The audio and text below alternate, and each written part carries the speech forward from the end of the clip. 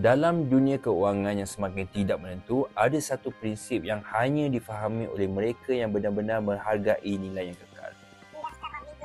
Duit akan habis tetapi emas tidak. Kerana setiap kali kita tukarkan duit kita kepada emas, kita sebenarnya sedang memindahkan kekayaan kita ke dalam bentuk yang tidak boleh hilang hanya kerana nafsu berbelanja. Ia berubah daripada sesuatu yang mudah lesap kepada satu nilai yang lebih stabil dan juga semakin meningkat.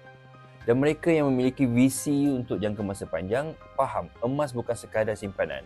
Ia adalah penjaga nilai dan ia adalah cara yang paling elegan untuk memastikan kekayaan kita kekal. Dan anda tidak perlu bermula dengan banyak. 1 gram sahaja sudah cukup untuk memulakan satu perjalanan yang membezakan anda dengan mereka yang berharap, dengan mereka yang benar-benar untuk membina kekayaan. Hari ini anda berada pada titik keputusan. Keputusan yang mungkin menjadikan langkah paling bijak dan paling premium dalam kehidupan keuangan anda.